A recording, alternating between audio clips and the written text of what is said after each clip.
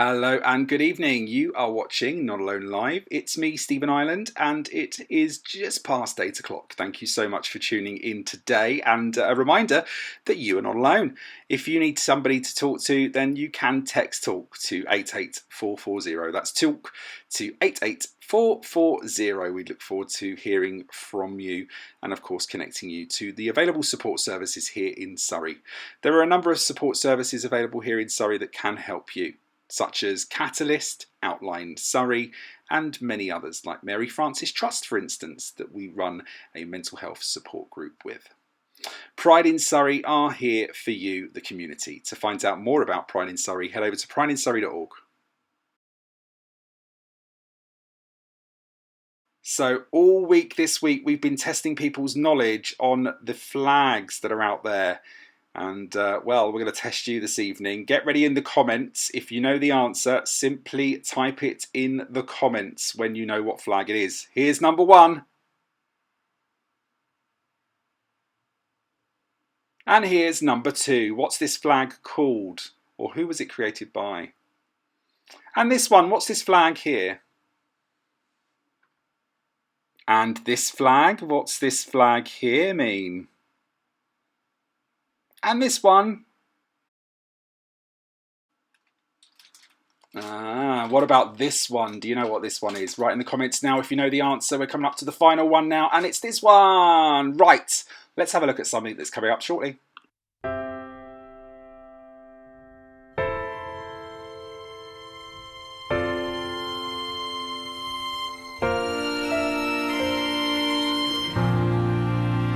Hey you, I know what you're going through, and it breaks my heart. All you need to know, that even though there's so much pain, there's so much hurt, you are loved. You are loved. You are.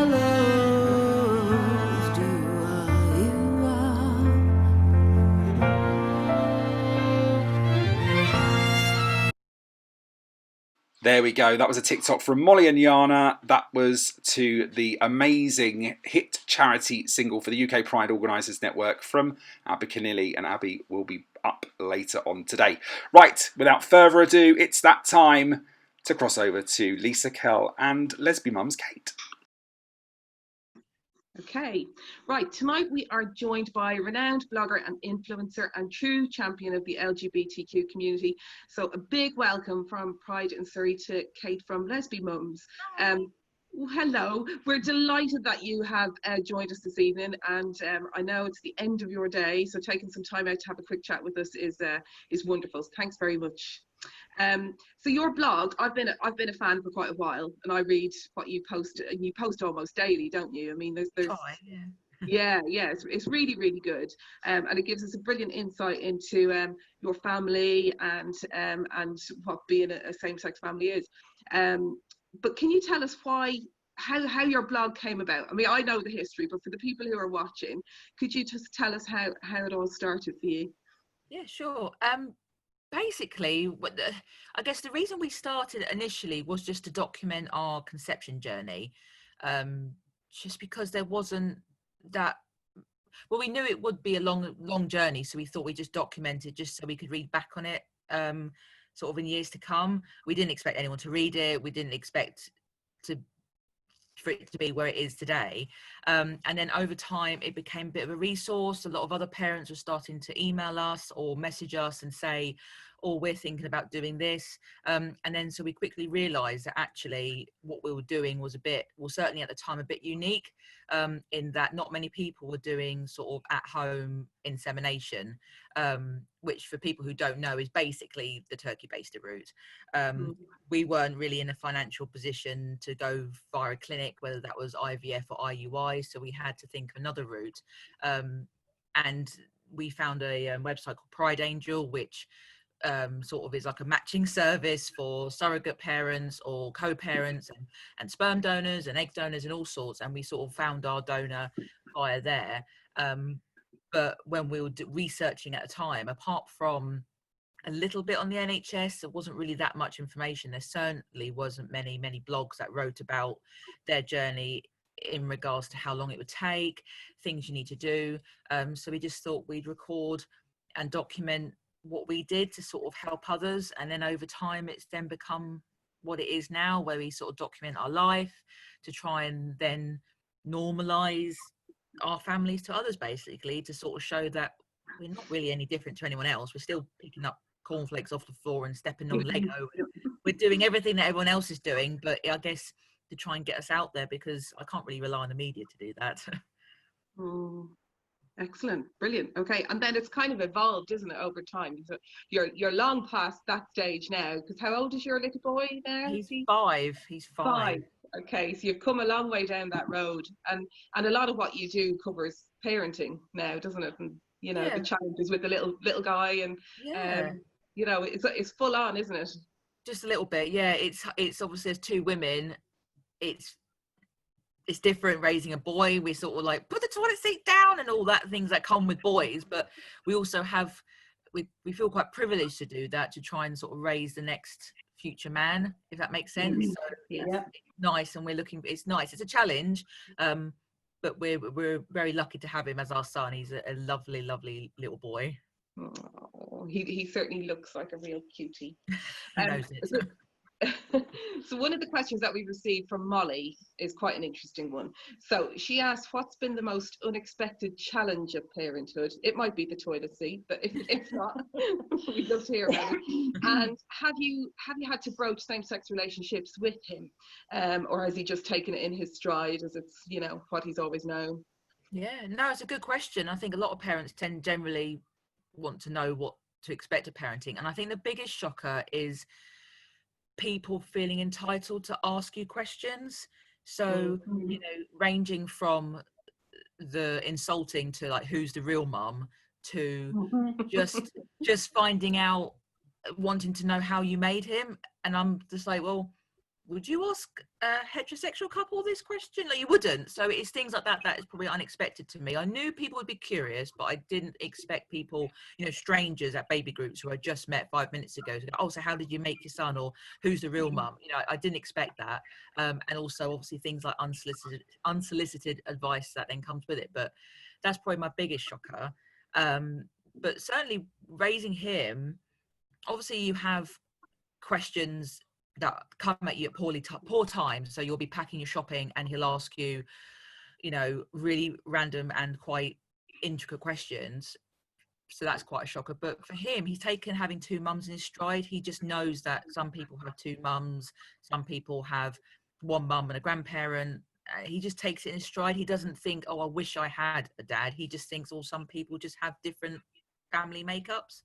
And he's at a bit of an advantage because he's living it, but actually for heterosexual parents as well, they have a responsibility to educate in terms of family dynamics. And in your blog today, you wrote about raising an ally, and I think that's so important, isn't it? And as parents, it's one of our greatest responsibilities, right?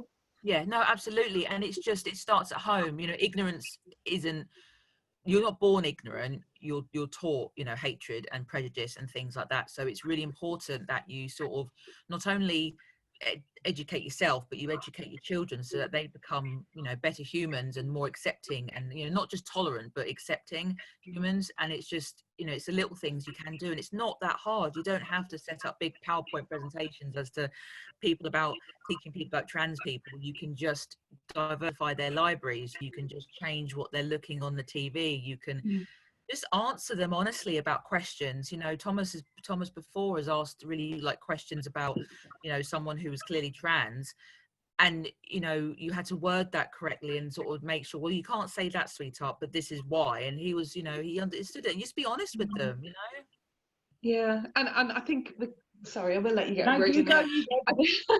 I think sometimes with kids we don't we don't give them enough credit, do we? I think they're very intelligent and they're very reflective, and they are so open as humans. And you're absolutely right. It's more than tolerance; it's acceptance and love, and that's what children, particularly, you know, sort of 5 and under, they just ooze it, and that's where we need to harness it. I think, you know, trying to get that allyship established from a young age is really important, isn't it? Well, absolutely, yeah. Hate is taught, isn't it? It's, you know, they're not like that. Yeah, kids are awesome and they're so accepting, and it's us that then changes that. It's us that teaches them you can't do that, or you don't, you know, don't look at those people. You know, it's us that creates that divide. So I think kids are awesome, and I said as long as you tap into that and make sure you carry on encouraging that curiosity and encouraging that acceptance, then they won't know to then be prejudiced and fearful of what they don't know. That's what, and I think that's what it is. If you don't diversify your kids, you know, what they read, what they look at, when they're older and they do see someone who looks or behaves a bit different, they will be fearful, and then your immediate reaction to that is to, you know, be quite, you know, harmful or you know, fearful. And then not just with children in mind, but what do you consider to be a true ally in today's society? Just showing up and just not being seasonal. So, you know, by all means come to our spaces and, you know, attend a pride, or, you know, share or follow, you know, an LGBTQ plus person, but on top of that, show up when it's a bit sticky. So if someone is being transphobic to a trans person, you know, challenge that. If a brand isn't being very diverse in their advertising, challenge that, you know, just, and sign petitions, you know, email your MP, you know, just show up all year round. Basically, don't just think June is the only month you need to be, you know, friendly to LGBT people. That's it, yeah. Stick a rainbow on your profile picture and that's it. That's your bit done for the year, isn't it? Exactly. What's your opinion of LGBTQ plus representation in the media? It's better. So I've been out for since my late teens, and certainly I didn't grow up with any sort of queer representation on the telly. Maybe my first representation was maybe like that scene in Brookside once, or maybe Beth Jordash. Yeah. Just got to say, Brookside. Well, Everyone it was remembers for that. most of us. Yeah. That was it, you know, and that's when my mum was watching it, and I saw it, and I didn't think anything of it, but that was maybe my first, you know, sight of a queer person. So, but I certainly didn't have it in my books. I certainly didn't see it on television. I mean, Sesame Street was awesome, but, you know, you didn't really see gay people. And certainly where I lived in Kent before moving to Brighton, there wasn't gay people. I mean, they might have existed, but they certainly wasn't as, you know, vibrant as they are today. They weren't, you know, as confident in how they represented themselves. But it's got better then. Since becoming a parent, over the 5 years I've been a parent, it's definitely got better. So CBeebies are doing really good things, and we've got, you know, people like Hopster have a lot of diverse little independent TV shows on their app. So there's lots of resources you can find, sort of queer content, and equally for adults, you know, there's Netflix and all that, and books out there. But I think we still have a long way to go before certainly I feel represented, because at the moment they still like their gay people to look a certain way. I don't see myself represented, but I think I'm just happy seeing something at the moment. But later on I think, well, okay, I need to see a few more butch women now to feel completely represented. But I think they're doing their best. I think they understand that changes need to be made, and I think they're trying. They're up against quite a lot at the moment, so I think they're just trying to do it quite subtly and slowly, and they're getting there. But yeah, way to go. But it is, I think it is improving, but I suppose for our community it feels that pace is very slow, but I guess it needs to be that way. Yeah, it does carry the broad audience along. It can often feel quite tokenistic, can't it? Oh, you know, absolutely. The gay best friend that usually gets killed off in episode 3 because they've been done with. And they're, you know, exactly. Yeah, gay women are still sort of home wreckers, or like I said, they die, or like I said, it's just tokenistic, and nobody wants that. And you know, so tired of feeling grateful for anything. So when we actually deserve our own spot, we deserve our own storylines. But yeah, so I think like I said, I think they're doing that. They are trying, because I remember years ago going to Pride and being, you know, at a Pride festival, having a table with LGBT film, and that was my only resource, or importing it from America or something if I wanted to watch a gay film. Whereas now you've got Netflix and you've got all these different channels. So on one hand, they've, you know, it's come a long way, but I think now we need to do a lot more now that that sort of resource is out there. Yeah, absolutely. Do you think we're adequately represented in the educational system for younger children? I think, again, certainly from when I was in school, you were always taught to treat others how you wish to be treated, and, you know, how you sort of accept people for who they are. But I think there was certainly a lot that needed to be done in regards to sort of identity, certainly gender identity.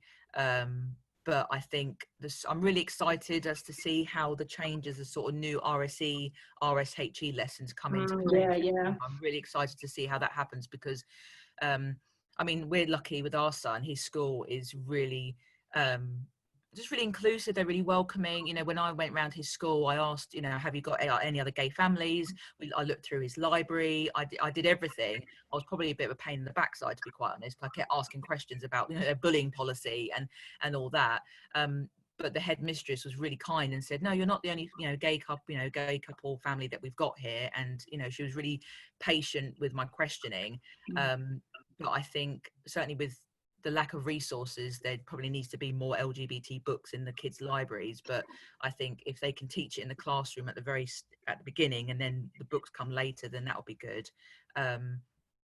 But yeah, I think I'm looking forward to how that changes in the school in September and how that comes across. But I think we getting there, don't we? Yeah, we're getting there.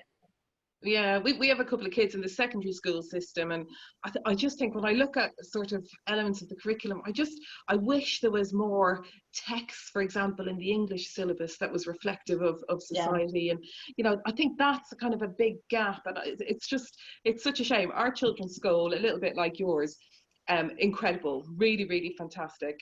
And they have a pride club for queer kids there, which is really popular, and it's been well run for a number of years. They do a lot around Pride Month, but they do keep things going through the whole year for the kids, and it's really good, isn't it?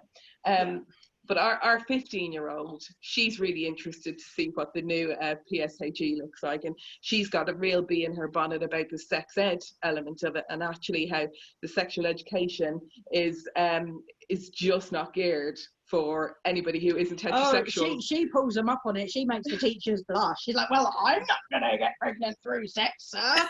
Yeah, she horrifies the teacher. So I'm just going to let our cat in. So. He's crying at the window. That's why I keep looking over there.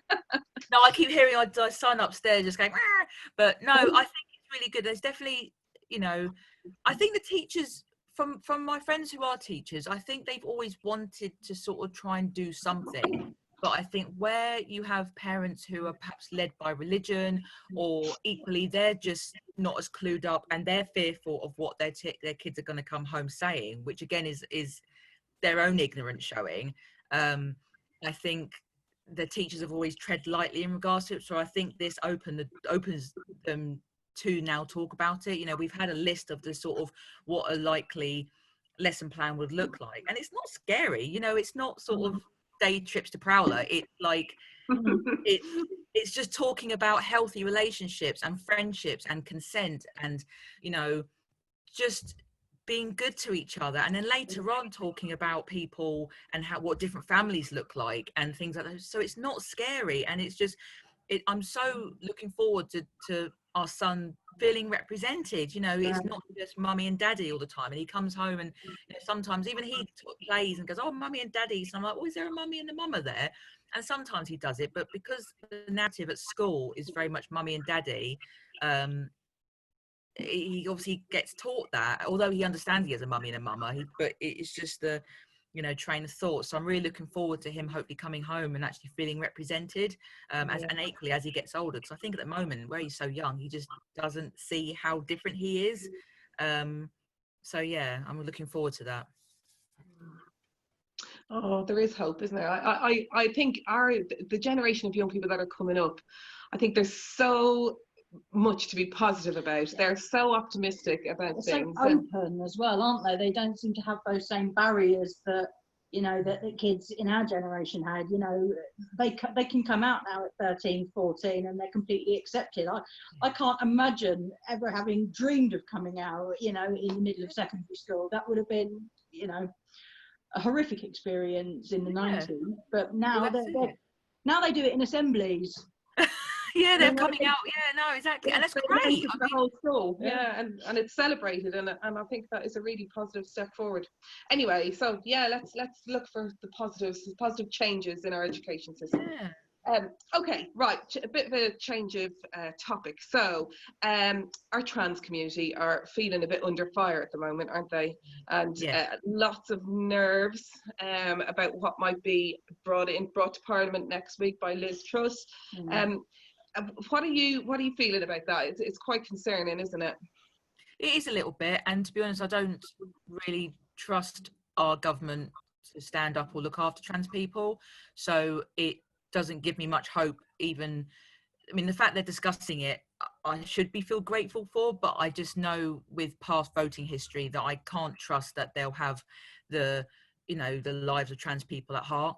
So I think it is up to us just to keep shouting about it and signing those petitions and amplifying trans voices and listening to them and doing, what do they want us to do? I'll do it. If they want me to sign this, I'll do it. If they want me to, amplify something, I'll do it. I'll buy from trans companies. I just want them to be visible members of our society, to usualize them, because they've always existed.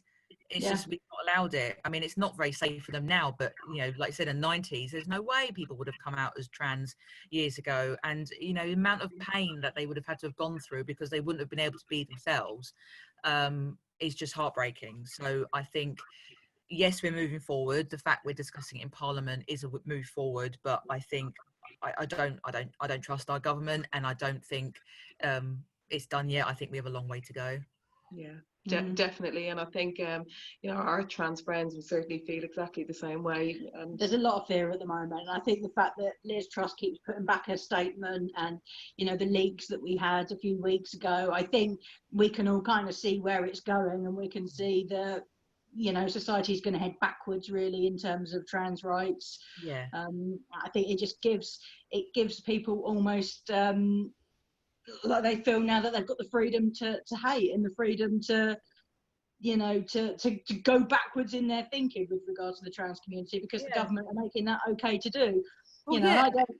What is a woman-only space? What is that? Exactly. It's I think I mean, like, I could go off. I mean, I've already rambled too much already, but I could go off until I'm blue in the face. I don't understand this obsession.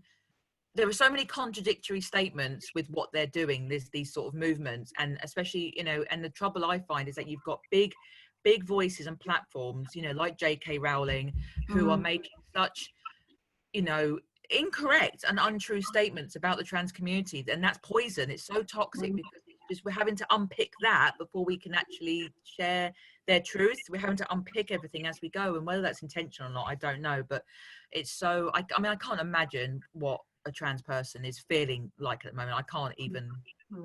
There's such powerful voices and powerful platforms, though, aren't they? The likes of J.K. Rowling and Graham Linehan and these people that people have looked up to because they're the books they've read as children, and they're the people that they've watched their shows and stuff. And really powerful voices to be against a section of a vulnerable section of the community.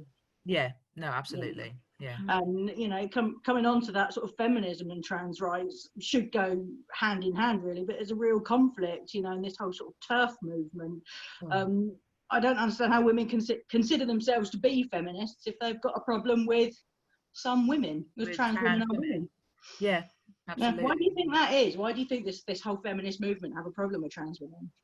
I don't know, because and again, the contradictory statement is they go down the line of the binary sort of, you're not a woman because of what's in between your legs. And I'm like, okay, so you're telling me you're basing your feminism on my ability to reproduce. So are you telling me women who identify as women who can't then conceive, are they less of a woman as well? It's so contradictory, and you think, don't define my feminism or my womanhood based on how I can reproduce, because it took me 2 years to conceive my son. I'm not less of a woman just because it took me 2 years to conceive.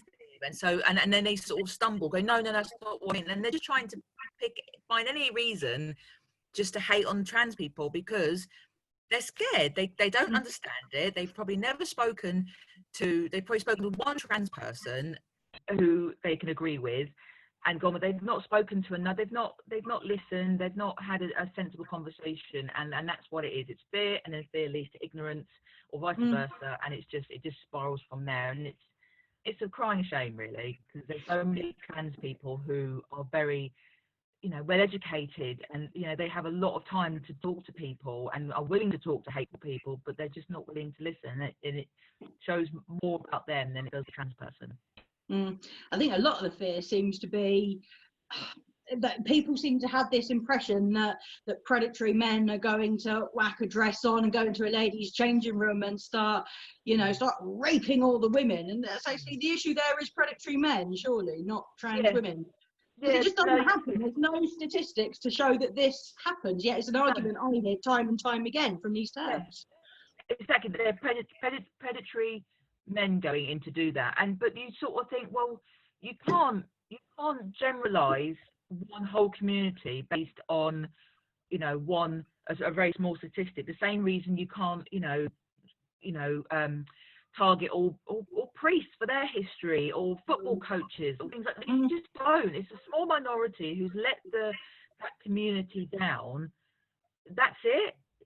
Target the predatory men, because trans women are women and predatory men are predatory men. They're completely different. And I just think, but again, it's just picking out a narrative that amplifies and scares the other people. Again, if other people are then ignorant or naive or really don't know about the trans community, and they trust someone like J.K. Rowling, they're going to go and follow. They're not necessarily always going to do their own research. And I think that's the problem, is that if you're not willing to educate yourself and get yourself informed, that's where the issues then stem from.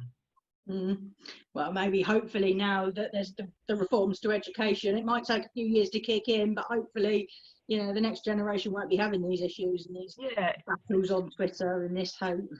No, exactly. And we're lucky to have places like Twitter and all forms, because I think I might have had, when I was younger, I didn't have Facebook. I think we had MySpace when I was in my teens, and maybe Bebo, but there wasn't anything like what we have today. So on one hand, as much as it can be quite deafening and quite loud, we're lucky to have this, because then we can find our own information that isn't the Sun or the Daily Mail or anything. We can actually find our own information, and that's not to say to only search out information that you agree with, but challenge yourself from reputable resources. So we're lucky that we have this, but it can be quite hard for them people like the trans people to be on social media when it's quite a toxic place sometimes. Yeah, very much so. One of the things that you're very passionate about in your blogging is conversion therapy, and I've seen you write about it quite a bit and campaign against it. Can you summarise your feelings around conversion therapy? I can probably guess. I could guess. It's not therapy. It's torture. It's not therapy. It's torture. It's just going against everything that we know. You're born, as who you are, whether that's straight, trans, gay, and there's absolutely nothing that can change you from that. And, someone actually this evening used to identify as a lesbian, but as they've learned over time about the different, sexualities and gender and things like that, they've recently come out as pansexual. And I think that's where, again, you're constantly learning that actually, there's lots of opportunities out there for you. So even if you don't want to be gay, then just go. I don't even know where I was going with that train of thought. But it's horrible. There's absolutely nothing that can change you from being who you are. You just need to take your time and adjust to who you are. You're still the same person.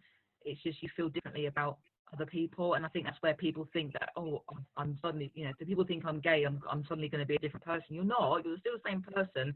You just love someone else, or you're attracted to other, something different to your friends or something, and it's just yeah, it's barbaric. It's absolutely barbaric.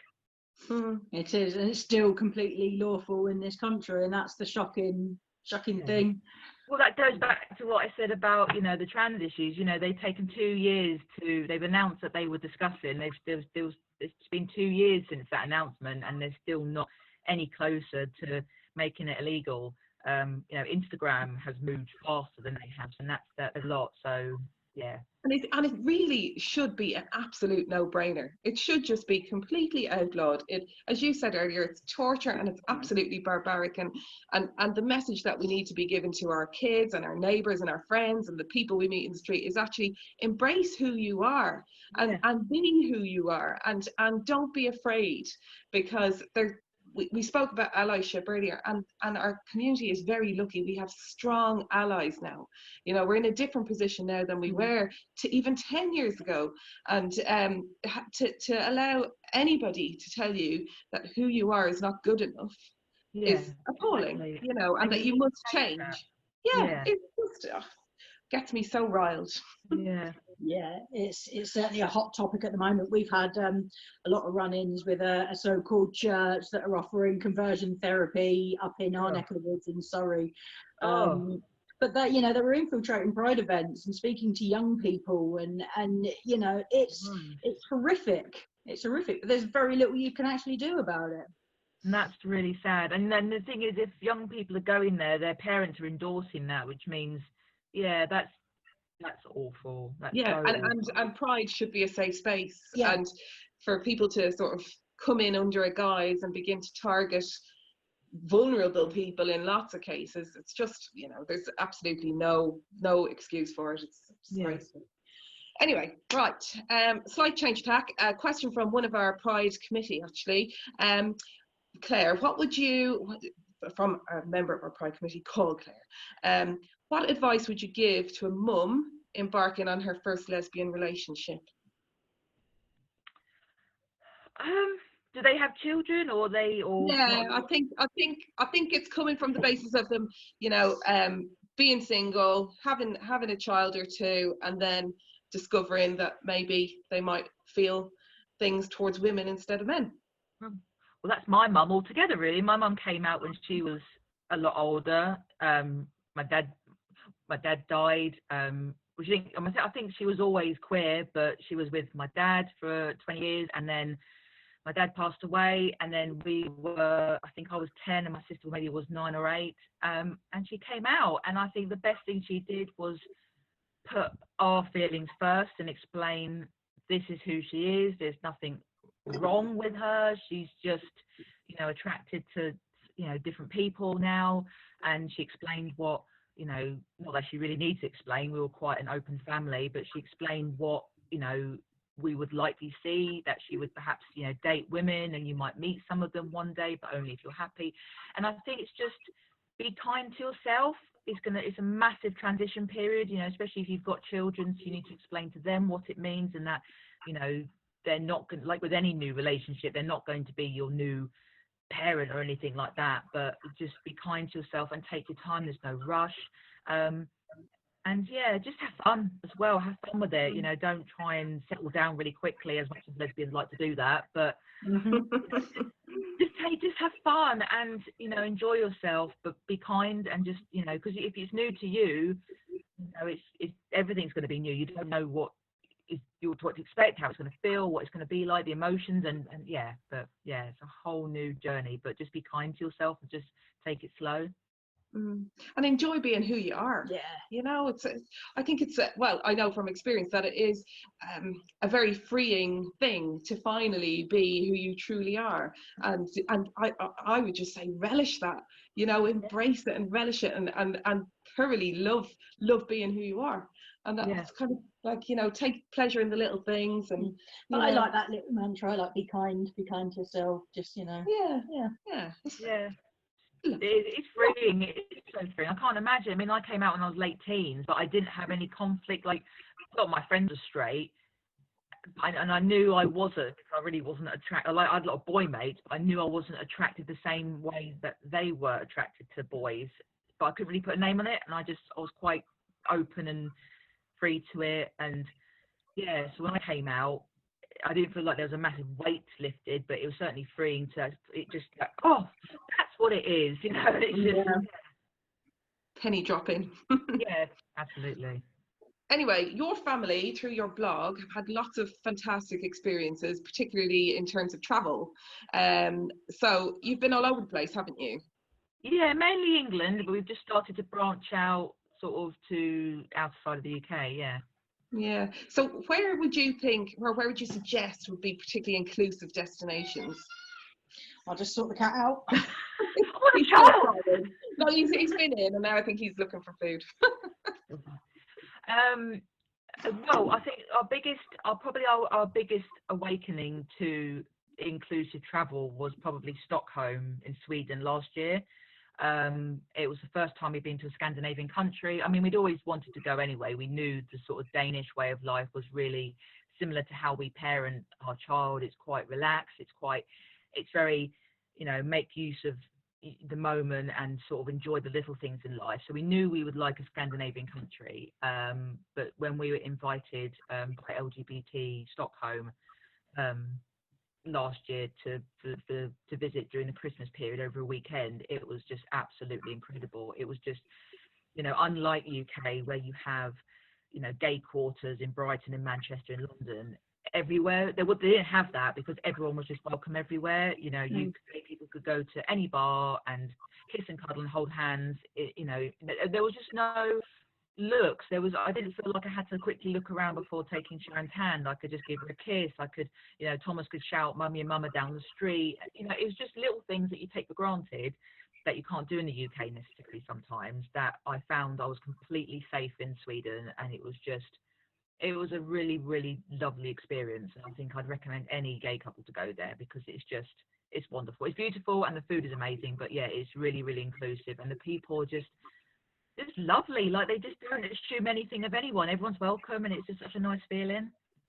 Oh, we'll have to Stick it on the list. Yeah, Absolutely. just Yeah. say. I'll Google that in a minute. Yeah, brilliant. Right, so can you tell us about your exciting project, Pride at Home, that we've seen so much about on your blog? Yes. So basically, myself and Jamie from Daddy and Dad, who's another sort of LGBT family parenting blog, we were quite sad about the sort of loss of Pride events this year just because of COVID. So we wanted to create something that could still sort of increase our visibility, just to say we're still here, we're still, you know, being who we are, because obviously Pride brings a lot of attention, you know, around the country throughout the year. Obviously Brighton Pride is in August. I think Leicester Pride is in August.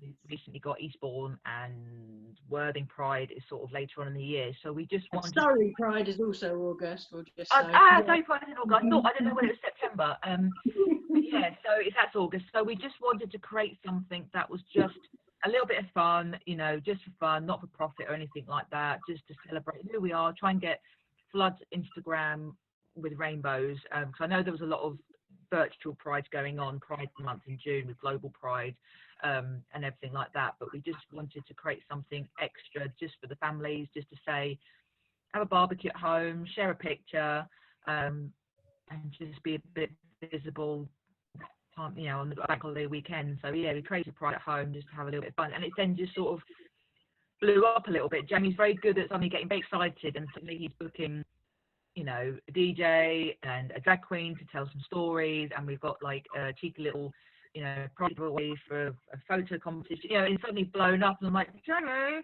and it's just got bigger and bigger and bigger, and it's exciting, but it's nervous because I think people are expecting this massive sort of virtual Pride, and it's just going to be some fun. But I hope people enjoy it, and it's just a time just to get together when we can't, basically.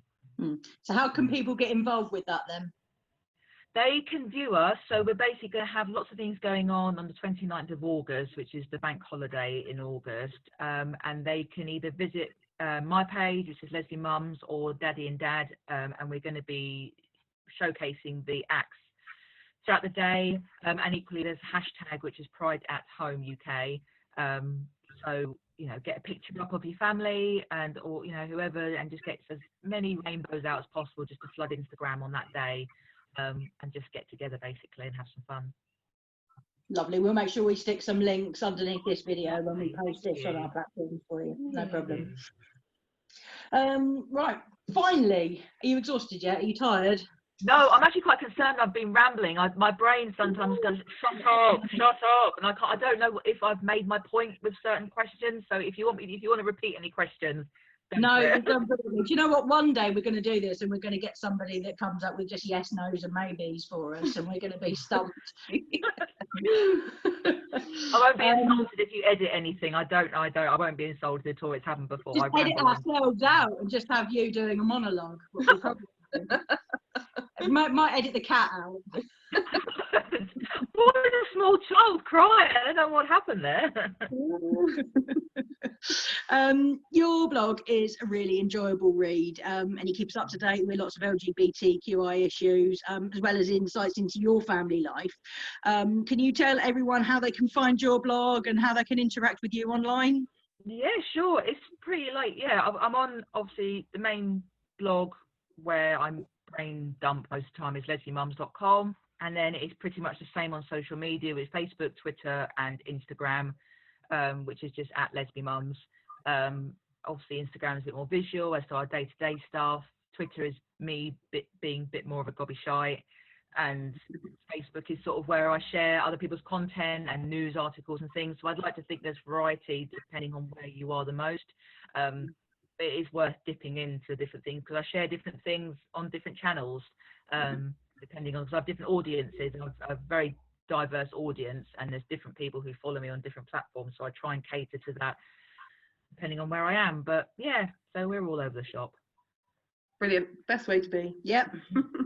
Listen, thank you so much for joining us on a Friday evening when you're probably knackered and want nothing more to just, kick off your shoes and chill out on the sofa. But we appreciate you taking the time to chat with us. Oh, thank you for inviting me. It's been lovely. And I'm sorry I was a bit late, but yeah, thank you for having us. Thank you for having me. It's been a real pleasure. No problem. It's been a joy. Thank you so much for your time. That's all right. Anytime. Cheers, Kate. Thank you. Bye. How lovely is Kate from Lesbi Mums? Go and check out their blog, lesbimums.com. Thank you very much to Kate, Lisa and Kel, and a reminder that fostering and adoption services are available from Surrey County Council. Right, on to something really, really exciting. Pride on the Road is coming 8th and 9th of August.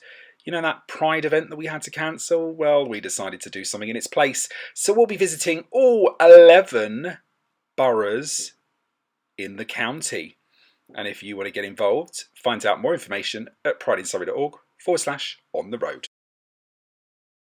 Coming up now, we're going to be crossing over to Abikanile, who will be talking about being an ally, being accepted into the LGBT community as an ally, and a lot more. There'll also be some fantastic performances from Abikanile, so don't go anywhere. This is Not Alone Live. A reminder that if you feel alone at any time, you can text TALK to 88440. That's TALK to 88440. Text the charge at your local rates. Now it's time that you've all been waiting for. Let's cross over to the amazing Abikanile talking about allyship and plenty more. Hi, Stephen. Thank you for having me tonight. Not to just talk about music or perform, but to also talk about very, very important and very serious issues. Issues I believe should never be an issue in this day and age. Equality, inclusion, diversity, respect for others, regardless of who they are, should just be part of life. But unfortunately, it's not the case.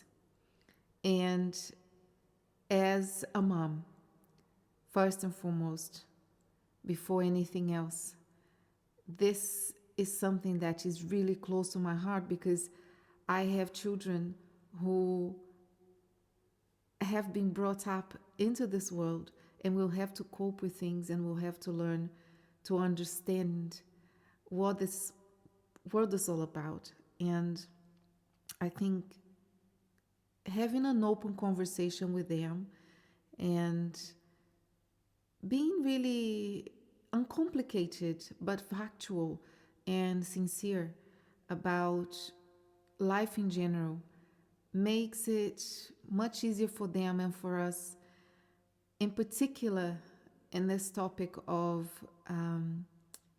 equality and inclusion and acceptance. I would love to see my children in a world where that is just no longer an issue.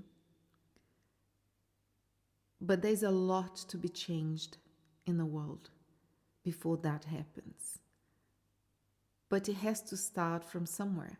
And I think it starts inside your own house. So I think with my children, I love having conversations with them. Sometimes we have really deep, meaningful conversations about life philosophy, all sorts of things. And sometimes they just get really bored of me. But when we do get to chat about things and they're engaged and they're interested, it's wonderful, because then I can, talk about things that are unknown to them or not understood. And I think this is it, a lot of things in life, and this applies to anybody at any age. When you don't know something, you fear it, you are more resistant to it, and you can have a very negative response to that. And so the unknown can cause a lot of misunderstanding. And I think make life clear, make things simple and factual. And suddenly things become a lot clearer.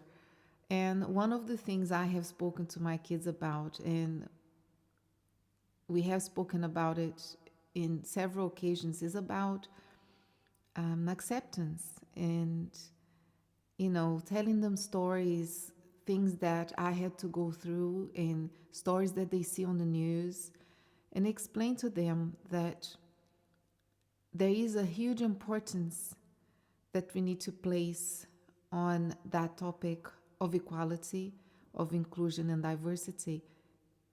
If they understand that, first of all, you need to respect people for who they are, life becomes a lot easier and a lot simpler and a lot happier. So this is one of the things that I talk to them about, and I'm happy to see that they are growing up to be really open-minded, kind, and understanding people. And this is what the world needs. We need more love. We need more acceptance. We need more respect. And we need more humanity.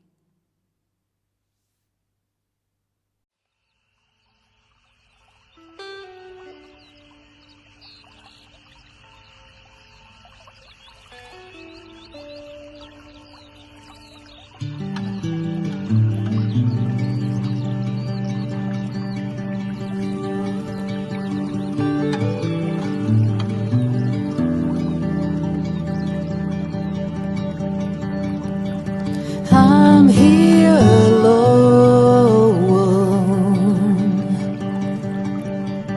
in the silent night, thinking of us,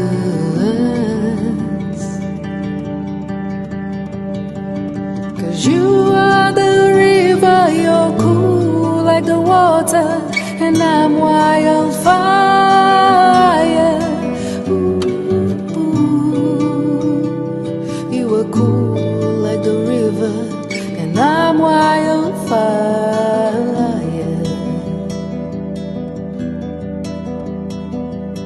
I'm here with you,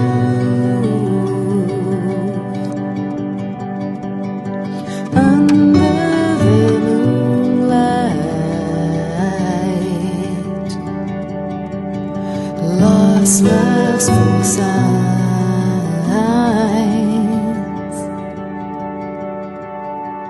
'Cause you are the sand, you're lonely like an island, and I'm wild with desire. Ooh, you're lonely like an island, and I'm wild with desire.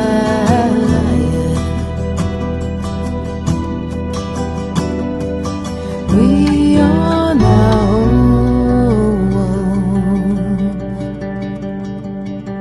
in the sunshine,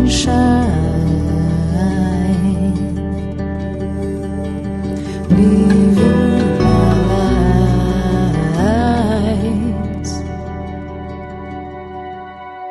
'Cause you are the sand, you're the water, you're an island, and I'm wild wind and fire.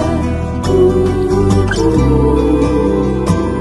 we're lost, we're gone, we're river, flowing fire.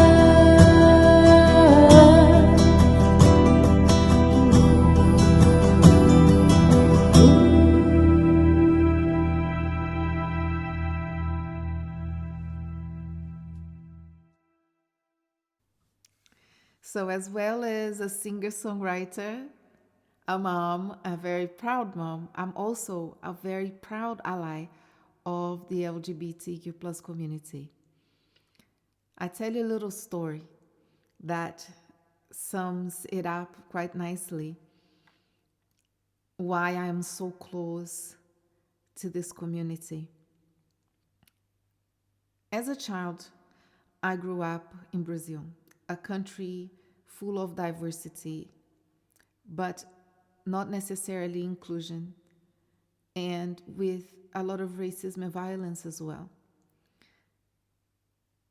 Inside my home, I was taught that we are all the same and I should be respectful towards others regardless of their culture, of their color, of their gender. But the outside world wasn't quite as kind. And being so mixed, I never quite fitted into a particular group because I'm neither black nor white. I have so many different bloods within my blood. I ended up feeling I didn't belong to any particular group, and that was quite unsettling. But because I had a loving home, I had the privilege to feel loved. And so I coped quite well with adversity. But never in my life I really felt part of a community. And I went to my first Pride event. It was winter, it was cold. I had my kids with me, and I went there to sing on an open mic event organized by Pride in Surrey. And I have never felt, and I've been here for over 20 years, so welcome in a place where nobody knew me. And that day changed so much for me because it wasn't just for me, it was for my children as well. They were amongst a beautiful, colorful crowd, and you had all sorts of people there, all sorts of genders, all sorts of colors. And yet, we are all celebrating life. We are all happy to be there. And that gave me such a feeling of hope that, you know what, this can be achieved. This can happen. You can feel part of something.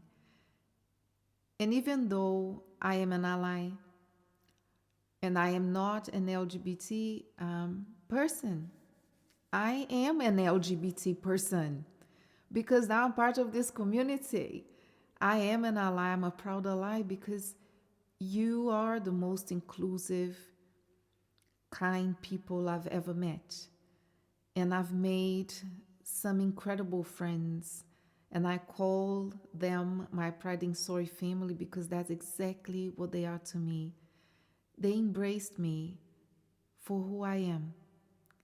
And they saw me beyond my skin, beyond my gender, beyond everything. And this is what they fight for, to just exist and be respected. And for once in my life, I felt part of something special. And I realized at that point that it wasn't that I wasn't part of anything. I was part of everything. And that's what they made me realize.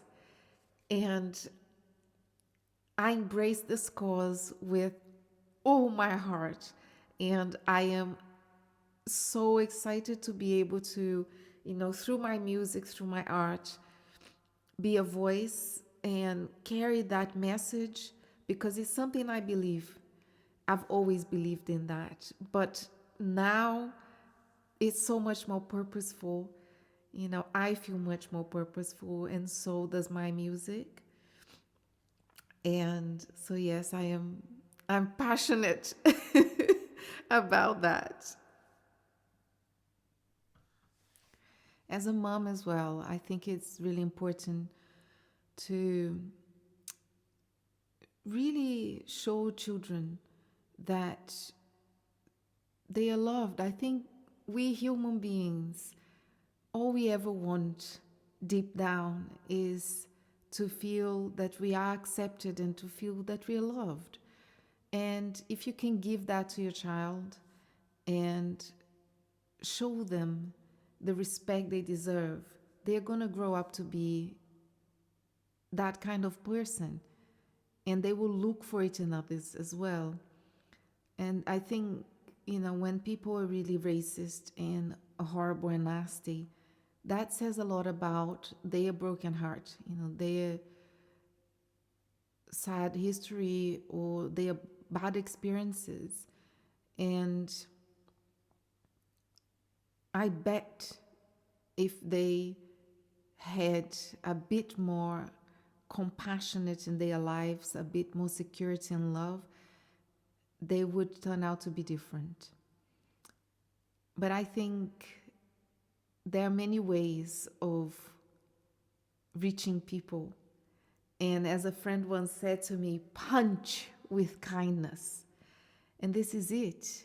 You have to get back with positivity, with a purpose, with something that you believe in and that can benefit the greater good.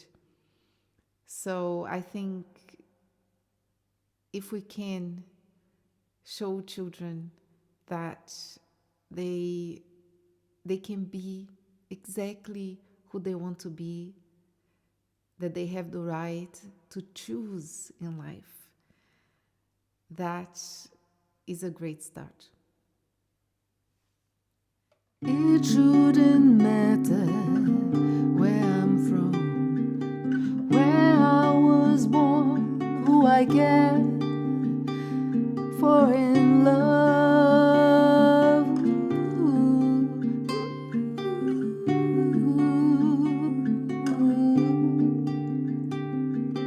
What I believe in, all the things that I own, it's my right from birth to exist, to choose to be and belong,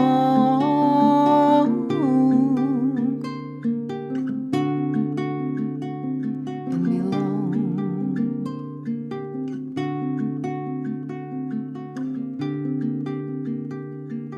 So I shall stand by all my brothers and sisters of all colors, of all genders, of all cultures and religions, and celebrate celebrate every beauty and all our differences.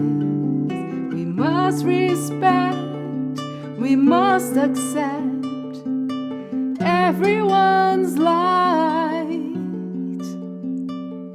and uniqueness. Be proud of being you. And as for the subject of music, I am incredibly honored and proud to be able to release my Shining Star, Yes You Are, as a charity single for the UK Pride Organisers Network. It is wonderful that I can release a song and I can sing and do what I love. But it's exponentially greater and more wonderful when I can do that with a purpose. And to know that this will be raising funds for such an amazing community is an absolute joy for me. And a community that I now call my family as well. And I couldn't be prouder and I couldn't be more grateful. So, yes, let's hope that my shining star finds its purpose and can contribute to this beautiful community. I am Abikanile, and this is my charity single, My Shining Star, Yes You Are, for the UK Pride Organisers Network.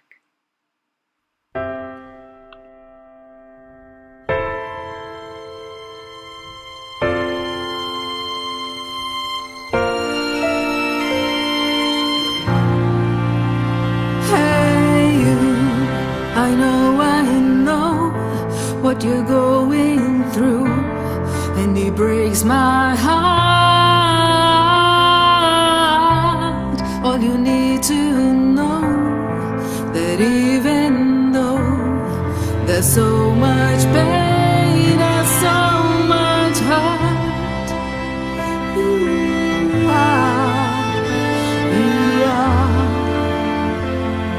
are loved.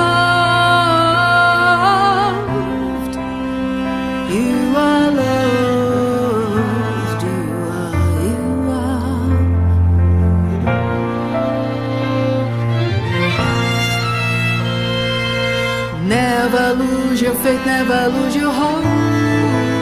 This is just a phase. You come out strong, I will be by your side. And you realize that you are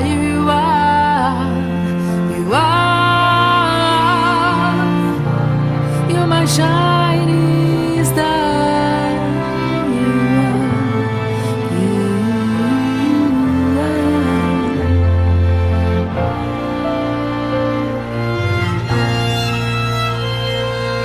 And you shine so bright everywhere you go. And in my heart you are not alone, 'cause you are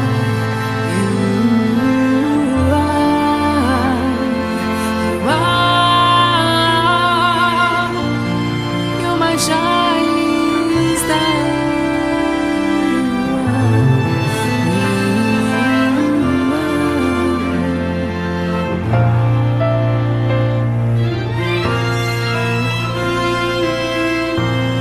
You're my shining star.